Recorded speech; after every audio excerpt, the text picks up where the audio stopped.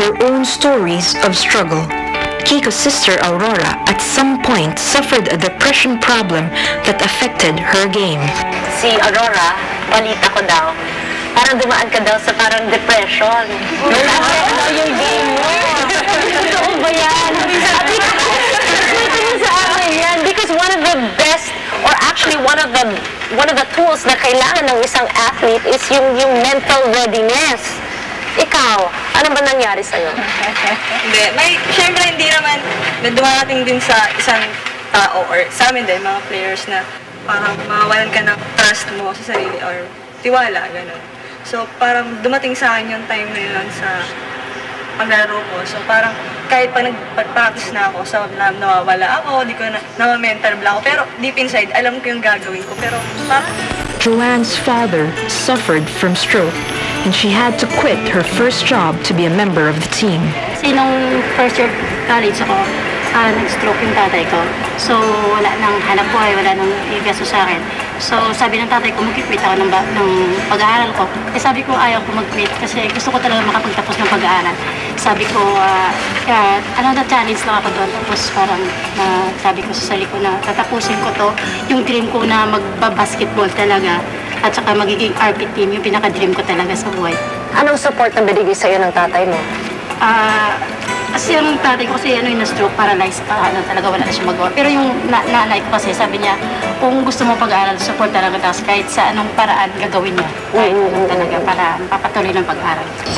Being a member of the national team entails a lot of sacrifices. Not a lot of people realize, in order for you to become an athlete, marami rin mga sacrifices na kailangan yung gawin. Kayo may mga personal sacrifices na ginawa nyo in order to be part of this basketball team now. For me, I sacrificed, the extra gimmicks, staying out late at night, because also you can't be an athlete and, always be out partying and things like that. So, that's one thing that I had to give up. Not completely. I'm not saying I don't have a social life, but then, just learn to prioritize. Ow. Pag may mga events, hindi ka nakakasama, parang gano'n. So, pero kahit pa paano, dun pa rin yung balance, mababalance mo pa rin siya, yung discipline namin yung sarili namin. Siguro sa akin na sacrifice ko na hindi makasama yung family ko. Kasi every weekends lang ako umuwi. Kasi malayo yung sa amin, malayo rin yung gym na pinagpa-practicean namin. I understand that one of your frustrations is the fact that you feel that women athletes are not taken seriously.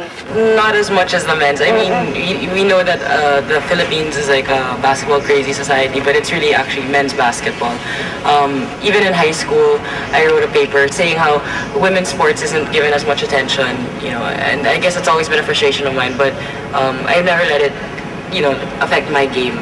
Being the eldest, she helps me with her siblings pag she steps in, sinasabi niya, mommy and daddy are also having a hard time.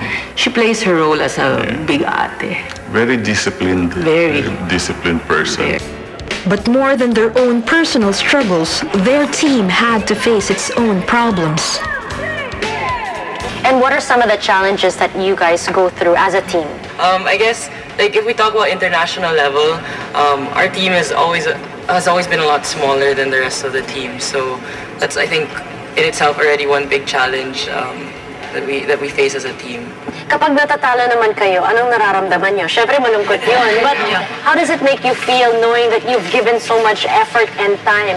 In the national, when you're playing with the national team, it's a lot harder because you're representing the Filipino people. So you feel like you disappointed a lot of people when you lose. But the next game, you just have to tell yourself. I mean, people win, people lose. You just have to tell yourself that you'll do your best next time.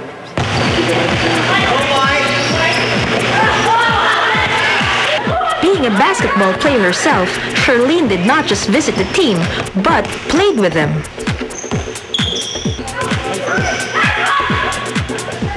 The Philippine women's national basketball team has surely come a long way.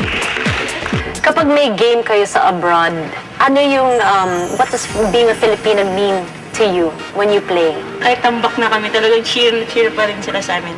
Kasi iba talaga yung pressure whenever you have to represent the country, di ba? Kailangan ibigay mo talaga lahat.